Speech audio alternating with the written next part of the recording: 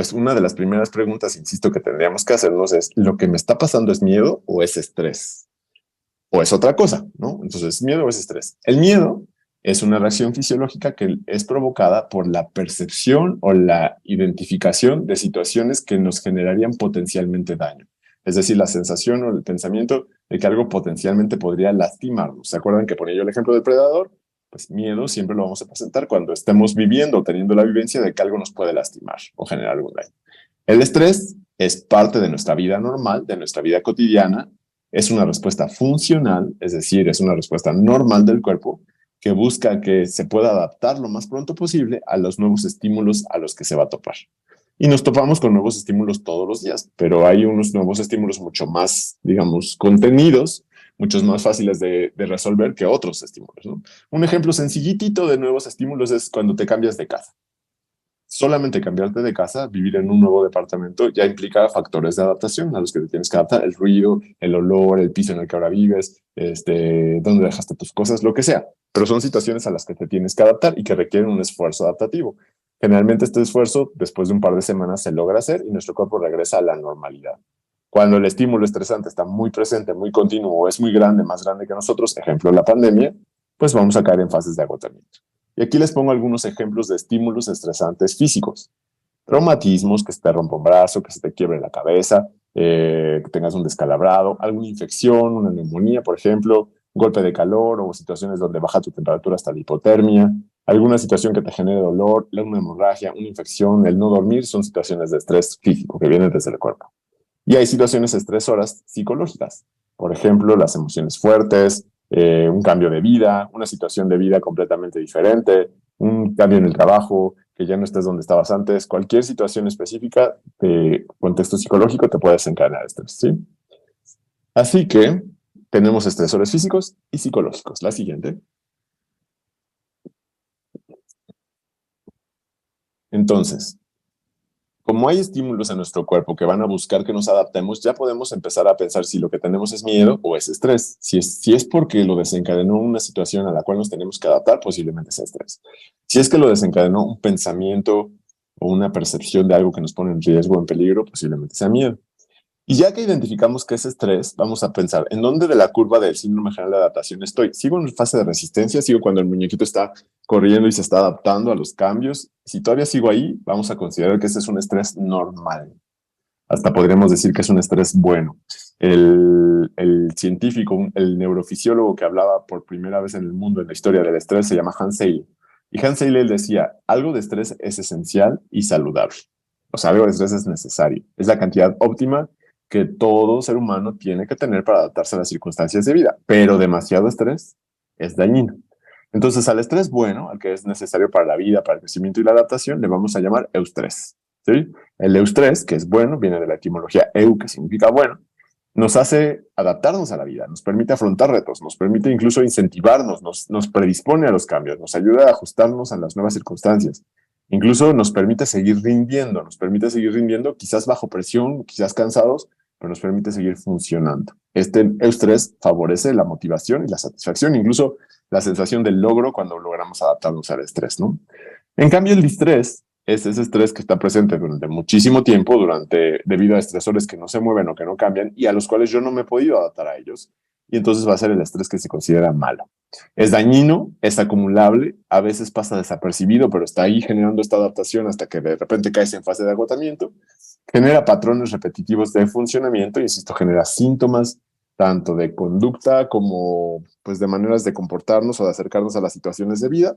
Genera en general síntomas tanto del cuerpo como de nuestra conducta y generalmente puede tener incluso lastimar a nuestro sistema nervioso central, y esto tiene que ver con el cortisol, esta hormona que les mencionaba previamente. Un exceso de cortisol continuo, crónico, se vuelve tóxico para el cuerpo y empieza a lastimar áreas del cerebro en particular. Vean qué interesante, el cortisol entonces funcionaba para tenernos en estrés, pero resulta que si estás con cortisol, cortisol, cortisol todos los días, se va a volver tóxico para tu cuerpo y va a lastimar al sistema nervioso central. Contribuye esto al desarrollo de patologías o enfermedades mentales y además nos hace envejecer más y más pronto. Han visto estas personas que ¿cuántos años tienen? 50 y las ves y parece que tienen 90, ¿no? Que están muy, muy, muy lastimadas. Dicen por ahí de broma, las corrieron pero sin aceite, ¿no? Están como muy lastimadas físicamente y tiene mucho que ver con cómo el estrés lastima nuestro cuerpo, ¿no? Y lo hace que a veces se vaya deteriorando cuando no tendría por qué deteriorarse. Ahora, vean ustedes lo más interesante del estrés. ¿Se acuerdan lo que el miedo hacía? Les conté que el miedo desencadenaba por un lado adrenalina, gracias al sistema simpático, y por otro lado desencadenaba una respuesta basada en el cortisol, esta hormona que está en las glándulas suprarrenales. Así que justamente el estrés, vean que activa una respuesta fisiológica, estamos adaptándonos. Si la fase es muy larga, se va a considerar estrés crónico y justamente, a pesar de que sea crónico, podemos regresar a las fases normales. Pero si llegamos a la fase de agotamiento, si está continuamente el estímulo presente, si el estímulo está presente todo el tiempo, vamos a llegar a un momento en donde ya no nos podamos recuperar, donde ya no podemos regresar a la fase previa, ¿sí? Entonces, ahí es donde empezamos a hablar del distrés o del estrés negativo. ¿La que sigue? Y vean ustedes, a veces pensamos que el estrés no tiene síntomas o no tiene molestias, pero es que en realidad sí tiene muchos síntomas, pero son síntomas que podríamos decir son respuestas de nuestro cuerpo al estrés, es decir, lo que nuestro cuerpo siente solo por estarse adaptando, solo por el proceso de adaptación normal. Entonces, en estas imágenes pueden ver ustedes algunas consecuencias tanto de síntomas físicos como de alguna situación psicológica. Si ven síntomas físicos como sentirte agotado, como sentirte con fatiga, con falta de energía, con tensión muscular, con dolores de cuerpo, ¿no?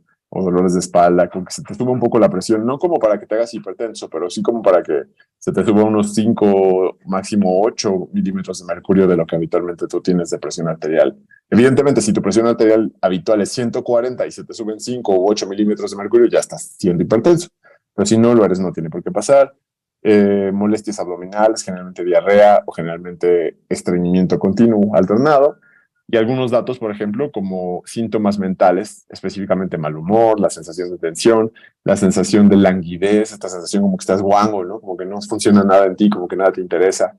Y bueno, en general son situaciones que son síntomas habituales y normales dentro del estrés, tanto el buen estrés como el mal estrés. Serían mal estrés cuando estos síntomas se empiezan a convertir en situaciones de enfermedad. ¿La que sigue? Y solo voy a revisar de manera muy rápida algunas de las enfermedades médicas que están relacionadas con el estrés. Es decir, son entidades clínicas, enfermedades médicas, en donde el estrés juega un papel importante como protagonista, pero también como situación que aumenta, acelera o pone en riesgo la presencia de estas enfermedades. Uno es el síndrome del intestino irritable, también conocido como colitis, aunque el síndrome del intestino irritable se tiene que mejorar con dieta específica, con medicamentos antiespasmódicos que eviten que el intestino se inflame tan continuamente. Si no mejoras tu estrés estando con esta condición clínica, no vas a mejorar del intestino irritable. So, uno de los aspectos que hay que mejorar tiene que ver con qué tan estresados estamos habitualmente para corregir esta enfermedad que es síndrome del intestino irritable. La que sigue. Otra enfermedad muy relacionada a estas condiciones conocidas como psicosomáticas es la fibromialgia. Hay personas que dicen que la fibromialgia no existe, pero sí existe. Entonces, sus características sintomáticas, pues son habitualmente dolores raros no tenías como antecedente de que se presentaran. Son dolores musculares continuos desde que los palpamos puede doler, o sea, simplemente por tocarte así suavecito ya te está doliendo, que además se están moviendo continuamente de un lado a otro del cuerpo y no se quedan siempre en el mismo lugar. Es más frecuente en las mujeres, aunque también hay fibromialgia en los hombres. Y además podemos tener otras manifestaciones, como por ejemplo cambios en el proceso de pensamiento, cambios en el proceso de atención o de concentración, específicamente por síntomas de fibromialgia. Y como les decía, pues más estrés aumenta la cantidad de molestias que te va a generar y de los dolores que te va a generar. La siguiente. Otro de ellos es el síndrome de fatiga crónica. Antes de COVID, cuando empezamos a detectar un síndrome de fatiga crónica, es decir, una persona que está súper cansada, que nomás no mejora con nada, que de plano, aunque se duerma todo el fin de semana, no se le quita la fatiga o el cansancio crónico, puede tener además estos otros síntomas, cefalea, dinofagia, que es dolor de garganta, fiebre, cansancio fácil, que le crezcan los ganglios linfáticos, por ejemplo, dolores musculares, dolores de artritis. Pero lo más importante, es que habitualmente este síndrome de fatiga crónica se relacionaba con que habías tenido una infección viral.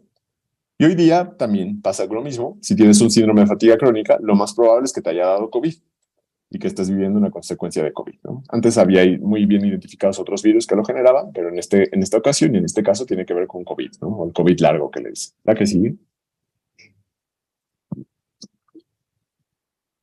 Habrán oído esta palabra, el síndrome de burnout.